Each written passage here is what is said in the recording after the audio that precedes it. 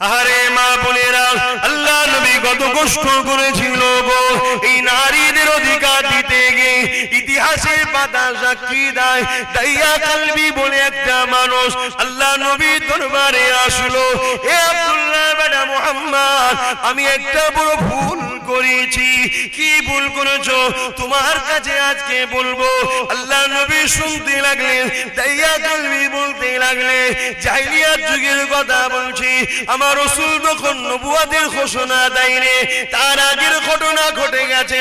আল্লাহ নবীর কাছে এসে হাজির হয়েছে। আমার যখন ব্যবসাতে যায়, আমার স্ত্রীর গর্ভে একটা সন্তান ছিল। আগেকার সময়ের মানুষ এত যোগাযোগ ব্যবস্থা ছিল না, প্লেনও ছিল না।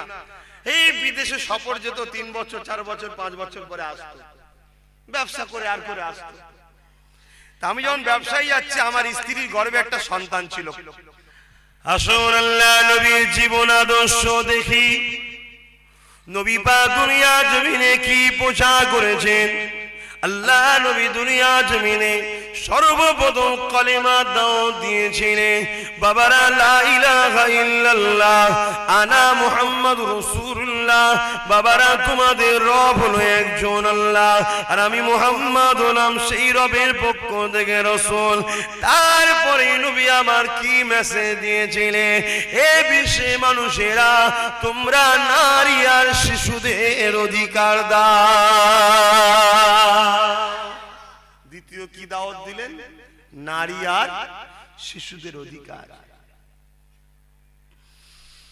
এই যুবকেরা, ইতিহাস বলছি, গল্প বলছি না। জাহিলিয়াতের যুগের ইতিহাস খুলে দেখো। আজ থেকে 1450-1500 বছর আগের ইতিহাস দেখো। পৃথিবীর জমিনেতে কেমন বড় বড় সভ্যতা চালু হয়ে গিয়েছিল। নিজেদের বাপগুলো নিজেদের মেয়েগুলোকে জ্যান্ত বালিতে পুঁতে দিত। নিজেদের বাপগুলো নিজেদের মেয়েগুলোকে নিজের নফসের খোরাক বানিয়ে ফেলেছিল। নিজেদের ছেলেগুলো নিজেদের মাগুলোর ইজ্জত লুটে নিত। নিজেদের ছেলেগুলো নিজেদের মাগুলোকে হত্যা করে দিত। এক কথায় জমিনের উপরে নারী ছিল অশুভ। এই নারী ছিল একটা দুঃখের জিনিস। এই নারীর কোনো সম্মান মর্যাদা এই জমিনের উপরে ছিল না গো। আল্লাহ নবী এসে আস্তে আস্তে বড় হলেন। নবী আমার বড় হয়ে দেখতে লাগলেন যে নারীকে ভোগের পাত্রী বানিয়ে দিয়েছে, নারীকে হত্যা করতে লেগেছে, নারীকে জ্যান্ত বালিতে পুঁতে দিতে লেগেছে। নারী হলে বাবার মুখটা খারাপ হতে লেগেছে। এই নবী আমার জিজ্ঞাসা করতে লাগলে, এলাকার মানুষেরা, বাবারা, নারীগুলোর উপরে অত্যাচার করো কেন? তখন তারা বলেছিল, নারীগুলো শুভ, নারীদের বাঁচার কোনো স্বাধীনতা নেই। নারী শুধু জন্ম নিয়েছে, ধনীদের সেবিকা হয়ে থাকবে, ভোগের পাত্রী হয়ে থাকবে। আল্লাহ নবী বলেছিলেন না, এই জাহিলিয়াতের বিচার, এই মূর্খমি জগৎ থেকে উঠে আসতে হবে। যিনি পুরুষ বানিয়েছে, তিনি নারী বানিয়েছে, তিনি আমাকে পাঠিয়েছে তোমাদের শিক্ষা দেওয়ার জন্য। নারীকে অশুভ মনে করো না গো। যার ঘরে নারী সন্তান প্রথমে হয়, এর মানে প্রভু ওই বাড়িওয়ালাকে খুশির সংবাদ দেয়।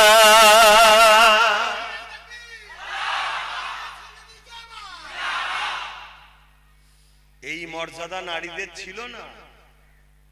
ইতিহাস খোলো, দেখো, আব্বাস সিদ্দিকীর কথাকে মিলাও। এত অপদস্থ হতো, এত লাঞ্ছিত হতো নারীরা। বাজারে গেলে আলু পটল যেমন কিনতে পাওয়া যায়, কিনে আনি। তৎকালীন সময় বাজারে গরিবের ঘরের মেয়ে বিক্রি হতো। গলায় বেড়ি, হাতে বেড়ি, পায়ে বেড়ি, বাজারে নিজে বিক্রি হতো। বড় বড় ধনী লোকরা আসতো, এসে মেয়ে কিনে নিয়ে যেত, তার দেহ শোষণ করত। ভোগ করে যদি গর্ভে সন্তান এসে যেত, যদি পুরুষ সন্তান হতো, সন্তানটা নিয়ে নিত, কন্যাটাকে মেরে দিত। আর যদি মহিলা সন্তান হতো, ওই মেয়েকে মারত এবং ওর বাচ্চাকেও মেরে দিত।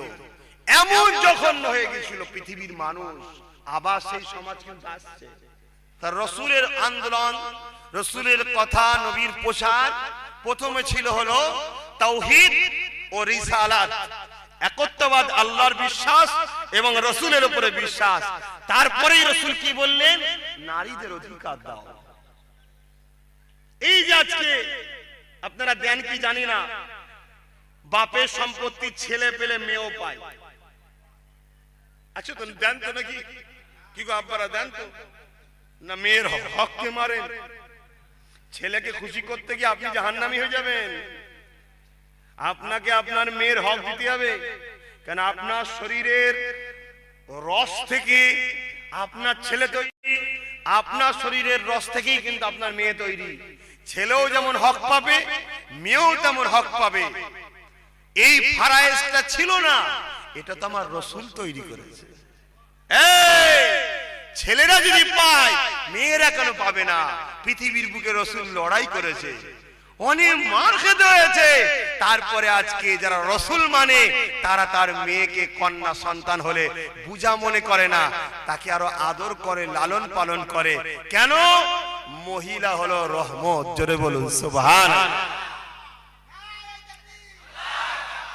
আহা, মায়ের জাত গো, মেয়ে হলো মায়ের জাত, তাই তো নাকি গো?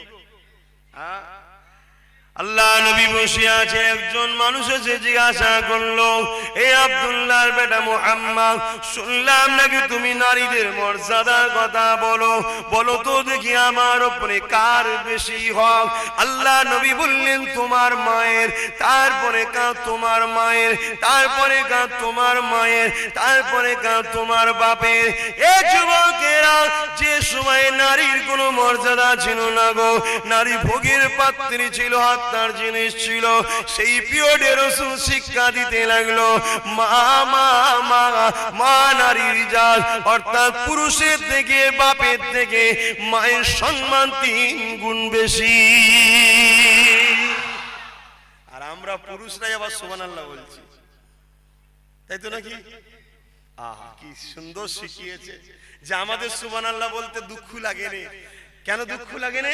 আমারও ঘরে একটা মা আছে, যদি আমার মায়ের সম্মান যদি বেশি হয়, আমাদের অসুবিধা কোথায়? ঠিক না বে ঠিক গো? হ্যাঁ, আমার পরিবার আবার কারো মা তো হবে, তোমার পরিবার তো কারো মা হবে। নারীর সম্মানকে এইভাবে রাসূল বাড়ালেন, বুঝালেন যে খবরদার। অনেকে ধারণা থাকে ইসলাম নারীদের ঘরে স্বাধীনতা দেয় না। না, ইসলাম নারীদের ঘরে রানীর মর্যাদা দিয়েছে, শাহজাদির মর্যাদা দিয়েছে, রাজমাতার মর্যাদা দিয়েছে। বলুন সুবহানাল্লাহ। শুনবেন, আহা, একজন কন্যা সন্তান যখন জন্ম হয়, ও উপযুক্ত হয়ে যাওয়ার পরও বিয়ের আগ পর্যন্ত ও থাকা, খাওয়া, চিকিৎসা, পরনের কাপড়, সমস্ত কিছুর দায়িত্ব হলো বাপের। মেয়ের কোনো হেডেক নেই, করতেই হবে বাপকে। শুনছেন না? মেহনত করে খেটে খুঁটে মাথার ঘামকে পায়ে ফেলে ওই মেয়ের গার্জেন হয়ে থাকতে হবে, মেয়ের বডিগার্ড হয়ে থাকতে হবে। বিয়ে যেই হয়ে গেল, অমনি ওই মেয়েটা আবার রানী হয়ে গেল। ও পুরো শাহিনশা রানী বসে থাকবে। ওর থাকা, ওর খাওয়া, ওর জামা কাপড়, ওর দেখাশোনা, ওর চিকিৎসা, সমস্ত কিছুর দায়ভার হলো একজন পুরুষের উপরে, সেটা হলো স্বামী। মেয়েটার কোনো হেডেকই নেই যে কি খাবো, কি ইনকাম করবো, হালাল ইনকাম করতে পারবো, ওসব কোনো টেনে তুমি নিয়ে আসো। তারপরে যখন ওই মহিলাটা আবার বয়স্কা হয়ে যাবে, যদি স্বামী বেঁচেও থাকে, বুড়ো হয়ে গেলে তো কাজ করতে পারে না, তাই তখনই ওই মাটার দায়িত্ব আবার সম্পূর্ণ ওর ছেলের উপরে। এই তোমার মায়ের থাকা, খাওয়া, চিকিৎসা, সেবা, সমস্ত কিছু তোমার। একদম কোনো হেডেক নেই একটা নারীর জন্ম থেকে মৃত্যু পর্যন্ত। সময়ে সময়ে আমার আল্লাহ তার ঠিক বডিগার্ড তৈরি করে রেখে দিচ্ছে। জোরে বলুন সুবহানাল্লাহ। যদি কারো বোরখাতে সমস্যা থাকে, আমি বলো বোরখাটা ফ্যাক্ট নয়, ফ্যাক্ট হলো পর্দা। এখন তো যেসব বোরখা চলছে, বোরখা পরার থেকে না পরাই ভালো। আল্লাহ রসুল বলেছেন আখেরি জমানায় পর্দার নামে একদল মহিলা উলঙ্গ হয়ে থাকবে। পর্দা ইসলাম কেন বলেছে, এর পিছনে অনেক কারণ আছে। সব কয়েকটা জিনিস আপনাকে বুঝাবার জন্য উদাহরণ দিচ্ছি। বাজারে গেছেন, একটা খোলা ছাড়ানো কলা আছে, একটা খোলাওয়ালা কলা আছে। খোলা ছাড়ানো কলায় আপনি দাঁড়িয়ে দাঁড়িয়ে দেখছেন মাছিও বসছে, ধুলোও বসছে, পড়ছে, ওকে যদি ফ্রি দেয় আপনি নেবেন? 5 টাকার কলা খেতে যে কি 2 টাকার কলা খেতে যে 500 টাকার ওষুধ চলে যাবে, পয়জন যা পড়েছে ওর উপরে, ঠিক না বেটি? কিন্তু খোলাওয়ালাটা 10 টাকা পিস চাইলেও নেবেন। কি আমরা সবাই যখন বিয়ে শাদী করি কি বলি? হ্যাঁ কষ্ট নিয়েছিস তো, আলতার ইদিক ওদিক ঘুরতো না তো, কি বলে না বলে না? নিজেরা খোঁজে ভালো দেখে আবার, আর নিজেরাই বলে একটুখানি না ঘুরলে হয়। তো ইসলাম নারীদেরকে হীরের থেকেও দামি বানিয়েছে, তাই বলেছে রাস্তার পাথর হলে তোমার সমস্যা না। ছেলেরা হলো রাস্তার পাথর, ও যে কুয়োতে যাবে উল্টো ছেড়ে দেবে, মাথা ফেটে যাবে। আর মেয়েরা হলো হিরে, ওকে ঘরের ভেতরে রাখতে হবে, দরজার ভেতরে রাখতে হবে, আলমারির ভেতরে রাখতে হবে, লকারের ভেতরে রাখতে হবে, আবার সুন্দর কাপড় মখমলে জড়িয়ে রাখতে হবে, অনেক দামি জিনিস। সে যদি তার মূল্য না বোঝে কি করা যাবে? আপনি কি চান আমার স্ত্রী, আমার বোন, আমার মায়ের উপরে রাস্তার ধুলোমাছি বসুক?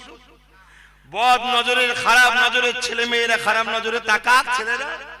ইসলাম তাহলে চাইবে কেন? যিনি আপনাকে সৃষ্টি করেছেন তিনি চান না যে সমাজে অনেক বুড়া খারাপ ছেলে থাকবে? তাই তোমরা মা বোনেরা, তোমরা তোমাদেরকে পর্দার মধ্যে রাখবে, অর্থাৎ এই মুখমণ্ডল, হাতের এই গাঁটের বাইরের অংশ, পায়ের টাকনুন বাইরের নিচের অংশ ছাড়া বাকি জায়গাটাকে ঢিলে ঢালা কাপড় দিয়ে ঢেকে রাখা, যা সৌন্দর্য পরপুরুষ না বুঝতে পারে, ব্যাস ওই সৌন্দর্যটা একমাত্র তোমার স্বামীর সম্পদ। এই তো কথা, সিম্পল। কি গো, আমার মুখে কথা খারাপ লাগলো? বয়স হালকা হলে অনেক সমস্যা থাকে, কিন্তু শরিয়াতের কথা ধরে বাবা আপনাকে মানতে হবে। কিন্তু আজ আমরা কি করছি? আমরা আজকে কি করছি? আহা, প্রত্যেকটা বাপ বলে আমার মেয়েকে ভালোবাসি, প্রত্যেকটা স্বামী বলে স্ত্রীকে ভালোবাসি, প্রত্যেকটা ভাই বলে বোনকে ভালোবাসি, কিন্তু তোমার স্ত্রী, তোমার বোন, তোমার মা সব জাহান্নামে যাচ্ছে, তোমাদের হুঁশি নাই। কেউ কখনো একবার রুকলো না যে তুমি জাহান্নামে যেও না। কেন? জাহান্নামের দরজায় লেখা আছে, জান্নাতের দরজায় লেখা আছে আদ-দাইয়ুসু লা ইয়াদখুলুল জান্নাত, দাইয়ুস কোনদিন জান্নাতে যাবে না। দাইয়ুস কে?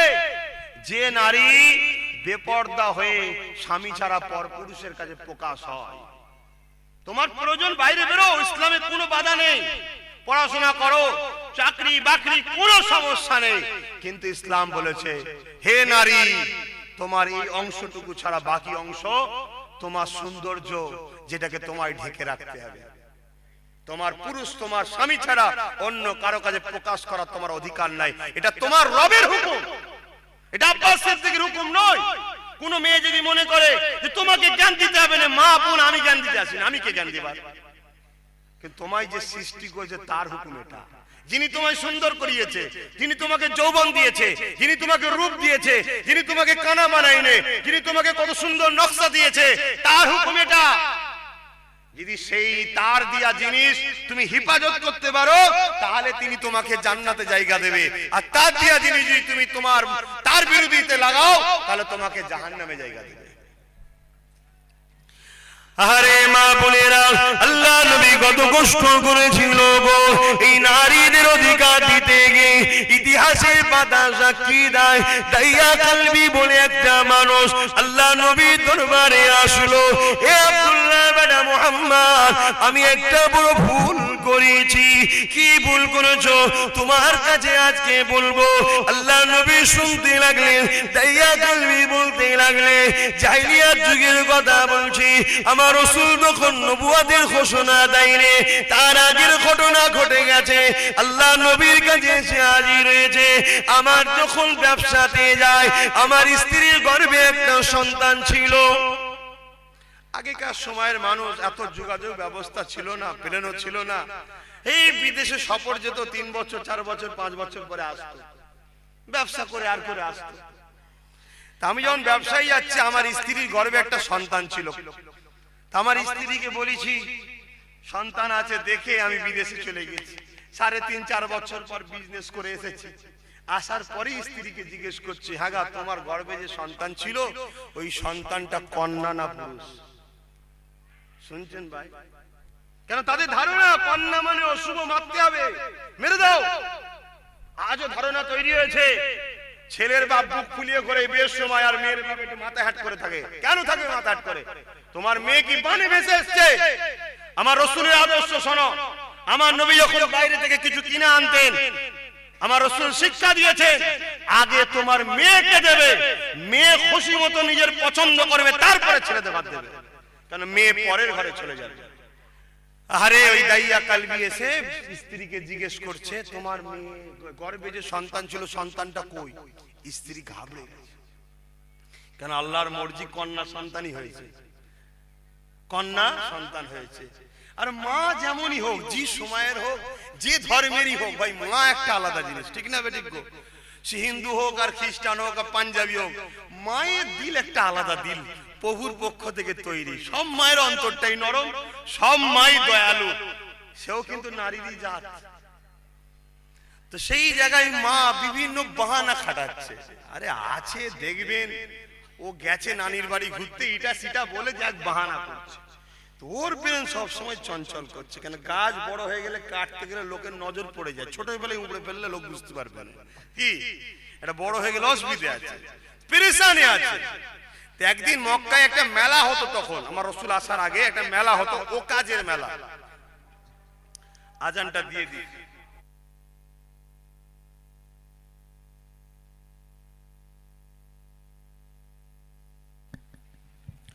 দরুদ শরীফ আল্লাহুম্মা সাল্লি আলা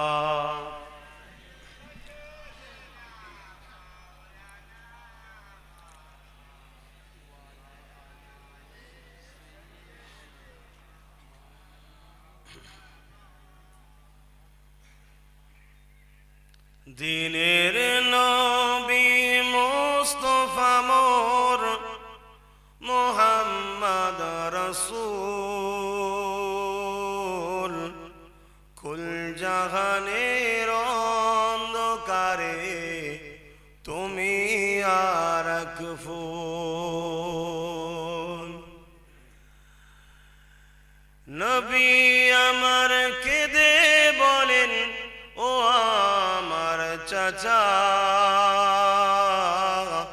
বাপ হারিয়ে মা হারিয়ে পেয়েছি তোমায় একা। নবীর চাচা হয়ে তুমি দিচ্ছ কেন ফাঁকি? গোনা ছাড়া নেকি তোমার থাকবে না যে বাকি? দিনের নবী মুস্তাফা মোর মুহাম্মদ রাসূল, কুল জাহানের অন্ধকারে তুমি আর এক ফুল। আল্লাহুম্মা সাল্লি আলা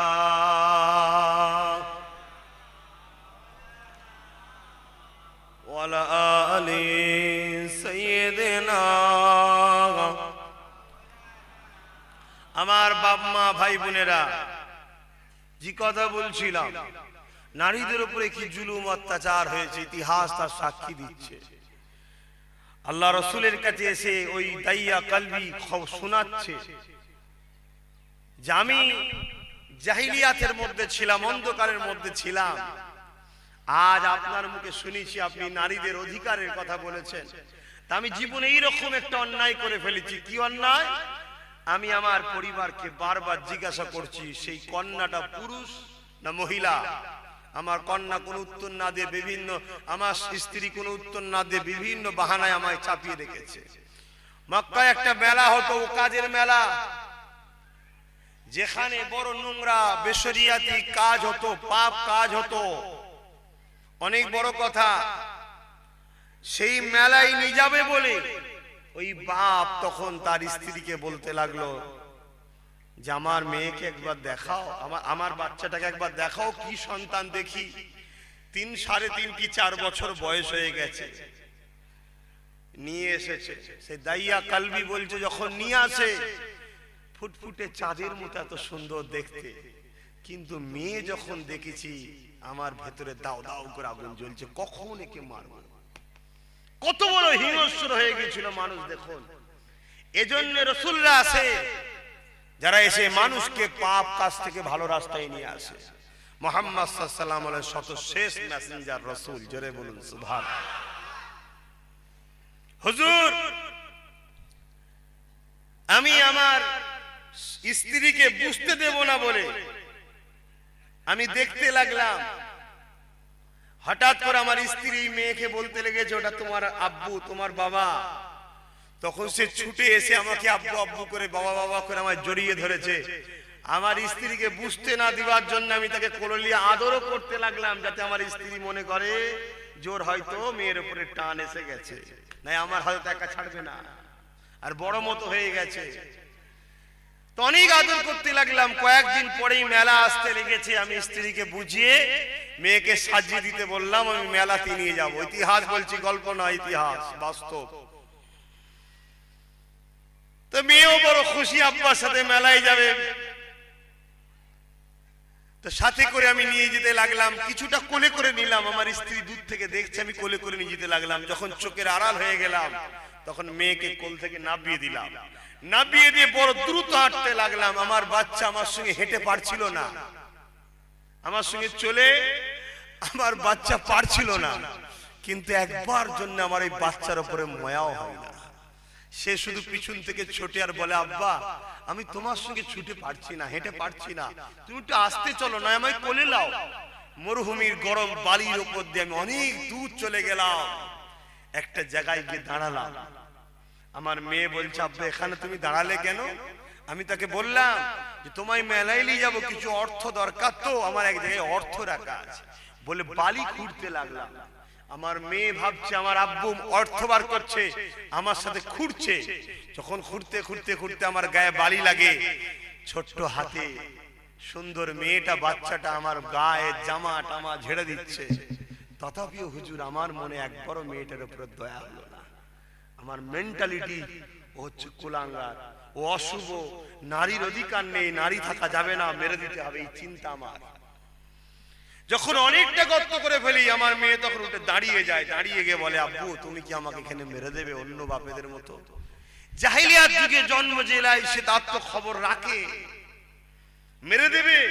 এখনকার বাচ্চারা তো 10 বছর বয়স হলে, 15 বছর বয়স হলো জ্ঞান হতে চায় না। আগেকার বাচ্চারা ছোটবেলা থেকেই তাদের অনেক বোধ শক্তি, অনেক রকম চিন্তাধারা ছিল। কেন এখন সব তো কি বলে সার দিয়ে ভেজাল হয়ে গেছে। আর বাপ মা শরীরের ক্ষমতাই তো বাচ্চার উপরে। কথা বুঝছেন তো নাকি? মায়ের বুকের স্তনের দুধ পান করেই তো বাচ্চারা বড় হয়। আর পৃথিবীর বুকে অত হাই প্রোটিন আর অত মূল্যবান খাদ্য কোনো কিছু নাই। ওই যে আর বাচ্চাকে মা দেয়, ইসলাম শরিয়াতের নিয়ম অনুযায়ী বলছি, কে কতদিন খায় আমি জানি না, তো ওইটাই কিন্তু ওর মরণ পর্যন্ত ওই পাওয়ারটাই টেনে যায়, বাকি সব তো ভেজা। তো দাইয়া কালবির যে কথা বলছিলাম, কারণ আমাদের সময় হয়ে আসছে, মেয়েটাকে তখন যখনই উঠে পড়েছে, তখনই দাইয়া কালবি বুঝতে পেরেছে হয়তো ছুটতে পারে। তাই টক করে উঠেই তার হাত আর পা কোমরে দড়ি ছিল দিয়ে বেঁধে ফেলেছে রশি দিয়ে। তখন মেয়েটা কাঁদতে লেগেছে যে তোমাকে আমি কোনোদিন বাপ বলে ডাকবো না, তুমি আমায় ছেড়ে দাও। আমি কোনোদিন ওই বাড়িতেও যাব না, তুমি আমায় জানে মেরো না, তুমি আমায় ছেড়ে দাও। কিন্তু যার অন্তর যখন পাষাণ হয়ে যায়, হিংস্র হয়ে যায়, হাইরে হাইরে হাইরে, একটা অভালা পশু, 2 পায়ে পশু, 4 পায়ে পশু তার বাচ্চাকে মারে না। মানুষ এত জঘন্য হয়ে গেছিল, আজ একদল মানুষ এত জঘন্য হচ্ছে। হসপিটালে গিয়ে স্ত্রীকে নিয়ে গোপনে ডাক্তারের কাছে গিয়ে আল্ট্রাসোনোগ্রাফি করছে, পেটে কন্যা সন্তান থাকলে ওয়াশ করাচ্ছে। এরকম সমাজে আছে না? কি অন্যায় করেছে? সে তো মেয়ে নিজে হয়নি, তাকে তার প্রভু মেয়ে তৈরি করে পাঠিয়েছে, যিনি তোমাকে পুরুষ করেছে। এসব অসভ্য বর্বর সমাজ তৈরি হচ্ছে। এইভাবে অনেক বড় কথা, লাস্টে বালি চাপা দিয়ে সেই কন্যাটাকে হত্যা করলো। এইভাবে অত্যাচার হতো। আল্লাহ রসুল সেই কন্যাগুলোকে মুক্তি দিতে গিয়ে এমনি হয়নি গো, আমার রসুলকে মার পর্যন্ত খেতে হয়েছে এই কন্যাদের হয়ে লড়াই করতে গিয়ে। আল্লাহ রসুলকে ঘর ছাড়া হতে হয়েছে, পাহাড়ে গিয়ে কয়েক মাস গাছের পাতা ফল মূল খেয়ে জীবন ধারণ করতে হয়েছে এই কন্যাদের হয়ে কথা বলতে গিয়ে। আল্লাহ নবীকে নিজের ঘর মক্কা ছেড়ে দিয়ে ইয়াসরিব মদিনাতে চলে যেতে হয়েছে। এই কন্যাদের হয়ে লড়াই করতে গিয়ে আজকে সেই নবীর উম্মতি যারা দাবি করো যে মোহাম্মদ রাসূলকে নেতা বলে মানি, কমসে কম তাদের কাছে অনুরোধ করছি এমন কিছু কাজ করো না যাতে তোমার মদিনাওয়ালা নবী যেন কষ্ট না পায়। তোমাদের জন্য তিনি অনেক কিছু করেছে। ইতিহাস খুলে দেখো, একটা নারী বাপেরও সম্পদের ফারায়েজ পায়, স্বামীর সম্পদের ফারায়েজ পায়, ছেলের সম্পদের অধিকার পায়। একটা নারী কত জায়গা থেকে পায়, আর একটা পুরুষ শুধু বাপের সম্পত্তির অধিকার পায়। আর বাপ যদি গরিব হয় তো পুরুষের গেল, মেহনত করে ইনকাম করো, পুরুষের হুকুম তুমি মেহনত করো, ইনকাম করো। পুরুষকে করতে হবে, পুরুষকে আল্লাহ সেইভাবেই তৈরি করেছে, তোমাকে মেহনত করতে হবে। তোমার পরিবার কেন খাটবে? তোমার পরিবার ঘরে থাকবে, ইনকাম করে তুমি নিয়ে আসবে, তার হিফাজত তোমার পরিবারের দায়িত্ব। তোমার সম্পত্তি তোমার পরিবার খারাপ রাস্তায় খরচ করে, তাহলে তোমার পরিবারের কাছে কিন্তু আল্লাহ হিসাব নেবে, ছাড়বে না। তোমার পরিবারকে, তোমার সংসার, তোমার ঘর, তোমার অর্থ, তোমার জমি জায়গা, তোমার বাচ্চা হিফাজত করার দায়িত্ব তার উপরে, তাকে সুন্দর শিক্ষা দিতে হবে। আর সবথেকে প্রথম শিক্ষা পায় একটা বাচ্চা তার মায়ের থেকে। তাই মা যদি নেকবাক্ত হয়, মা যদি গুণবতী নারী হয়, মা যদি শিক্ষিত হয়, মা যদি ভদ্র হয়, মা যদি সভ্য হয়, মা যদি নম্রতা হয়, তার বাচ্চা ভালো হবে। আর ইলমে রুহানির খবর বলছি, কোরআনের বাণী, একটা বাচ্চা ভালো হবার তিনটে জায়গা আছে। প্রথম নম্বর হলো বাপের রক্ত। বাপের রক্ত যদি ভালো হয় ওই সন্তান ভালো হবার চান্স থাকে। দ্বিতীয় নম্বর হলো বাপের রক্ত যদি খারাপও হয়ে যায়, মদ খায় বা সুদ খায়, গাঁজা খায়, কিছু ভুল কাজ করে, হারাম ইনকাম, ইসলাম ধর্মে যেগুলো হারাম আছে, তাহলে ওই বাপের রক্তটাকেও ভালো করার আরেকটা জায়গা আছে, সেটা হলো মায়ের রেহেম, যেখানে বাচ্চা থাকে। ওই রেহেম, মা যদি পবিত্র নারী হয় তাহলে ওইখানে পবিত্র করতে পারবে বাচ্চাটাকে। আরেকটা জায়গা আছে, সেটা হলো সর্বশেষ জায়গা, আল্লাহ ওয়ালাদের দরবার। কিন্তু আপনারা তো আল্লাহ ওয়ালাদের দরবার যাওয়া তো দূরের কথা, আল্লাহ ওয়ালাদের পিছনে লেগে গেছে একদল লোক। আহা, আল্লাহ আমাদের সকলকে সৎ বুদ্ধি দান, বলুন আল্লাহুম্মা আমিন। সংক্ষেপ সময় দুটি কথা বললাম, মনে রেখে দেবেন। ইসলাম শান্তি, সভ্যতা, মানবতা, ইনসাফ, ইনসানিয়াত, ভ্রাতৃত্ব, মিল, বন্ধনের কথা বলেছে। 23 বছর বয়সে নবী সারা পৃথিবীর বুকে সাম্যের প্রচার করেছে, জোরে বলুন সুবহানাল্লাহ। সর্বধর্মের ধর্মগুরুরা পর্যন্ত মুহাম্মদ সাল্লাল্লাহু আলাইহি সাল্লামকে স্যালুট করেছে। আর আমার নবী সম্বন্ধে বলে গেছে, মুহাম্মদ রাসূলের মতো কেউ ছিল না আর কেউ আসবে না, জোরে বলুন সুবহানাল্লাহ। আরেকটা বলে দেয়, আজকের দিনে গুগলে সার্চ করুন, প্রত্যেকের হাতে তো অ্যান্ড্রয়েড মোবাইল আছে, গুগলে সার্চ করুন, গুগলকে জিজ্ঞেস করুন।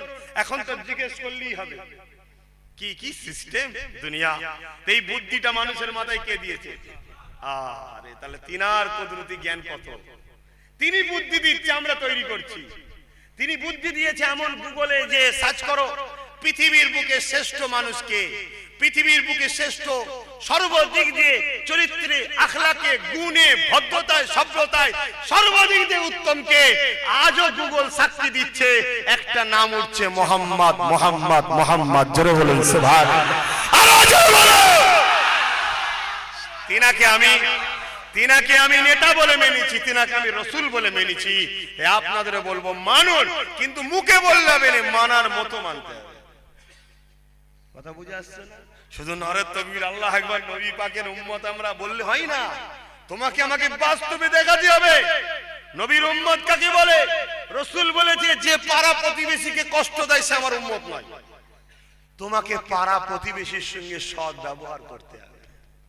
তোমার প্রতিবেশী যে ধর্মেরই মানুষ থাকুক, কষ্ট দিলে হবে না। হ্যাঁ, তার সঙ্গে ধর্মের কোনো শেয়ার করো না, তুমি তোমার ধর্ম পালন করো, সে তার করুক। ভুল ঠিক জবাব দেবে সৃষ্টিকর্তার কাছে, তুমিও জবাব দেবে সৃষ্টিকর্তার কাছে, সেও জবাব দেবে সৃষ্টিকর্তার কাছে। কিন্তু তোমরা মানুষ হিসাবে একে অপরের সুখে দুঃখে সাথ দাও। কারো করোনার কাপড় নাই, তোমার কাছে চেয়েছে গরিব, এই তুই তো অমুসলিম, আমি তোকে দেবো না। না, আল্লাহ সৃষ্টিকে দাও। কেউ খেতে পাচ্ছে না, তুই তো অমুসলিম, আমি দেবো না। না, আল্লাহ রাসূল বলছেন ইসলামের সব থেকে ভালো কাজ হলো গরিবকে খানা খাওয়ানো। এখানে গরিব মুসলমান বলা নেই, যেই হোক গরিব হলেই হবে, তাকে খানা খাওয়াবে, সব থেকে ভালো কাজ হবে, জোরে বলুন সুবহানাল্লাহ। কি একজন বিপদে পড়েছে, তোমার কাছে আশ্রয় চেয়েছে, তুমি তাকে আশ্রয় দাও। কোন ধর্ম, কে জাত, কি কালার, কোন পার্টি, সব দেখোনি, সৃষ্টিকর্তার সৃষ্টি বিপদে পড়েছে, আমি আশ্রয় দেবো সৃষ্টিকর্তার জন্য, ব্যাস কাজ শেষ। তোমার আমার সবকিছুই তো হবে তার জন্য যিনি আমায় তোমায় বানিয়েছে। কোন মানুষের জন্য কিছু করো না, সবকিছু করো তার জন্য। তাকে খুশি করো, আব্বাসকে খুশি করো, কোনো লাভ নেই। কেন? আমি তোমার ভালোও করতে পারবো না, মন্দও করতে পারবো না, সবকিছু তার ইশারায় হয়। হারো তার ইশারায়, জিতো তার ইশারায়, সুস্থ তার ইশারায়, বিমার তার ইশারায়, ধনী তার ইশারায়, গরিব তার ইশারায়, সন্তান তার ইশারায়, সন্তান না হওয়া তার, সব তার ইশারায়।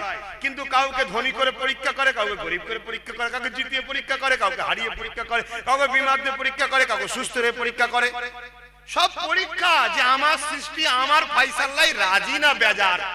যদি একটা কথা বললো, খোদা তুমি যাতে রাজি আমি তাতে রাজি, ওদের জন্য প্রভু রেখেছে জান্নাত। যে বলে বিরক্ত হচ্ছে তার জন্য রয়েছে জাহান্নাম। সামান্য 50-60 বছর তো জিন্দেগি রে বাবা। দাদা এসেছিল, দাদি এসেছিল, নানা এসেছিল, সব তো গোষ্ঠী চলে যাচ্ছে, থাকবে কে? তা যেতে তো সবাই কি হবে? দুদিনের দুনিয়ায় কাউকে কষ্ট দিয়ে যেও না, কারো মাল ঝেড়ে খেও না, কাউকে আঘাত দিয়ে যেও না, কোন ধর্মেরই হোক, যেন চলে যাওয়ার পরে সবাই বলে ছেলেটা ভালো ছিল। অন্য ধর্মের মানুষও যেন বলে, হয়তো তোমার জানাজায় আসবে না, কেন তার ধর্ম আলাদা, কিন্তু যখন শুনবে যেন বলে, ও আব্বাস সিদ্দিকী, ও ছেলেটা ভালো ছিল রে। একটা অমুসলিমও যেন বলে, কেন আল্লাহর জমিনের উপরে ফেরেশতারা ঘোরে। তার সার্টিফিকেটে তোমার, আমি বলছি না যে জান্নাত পেয়ে যাবে, কিন্তু না, আল্লাহর সৃষ্টিকে যখন তুমি খুশি রেখে যাচ্ছ, আমার আল্লাহ তখন তোমার উপরে খুশি হয়ে যাবে। জোরে বলুন সুবহানাল্লাহ। এইভাবে চলো। যা কথা বলার অনেক কিছু ছিল, আল্লাহ কখনো নিয়ে আসে, আবার আলোচনা হবে।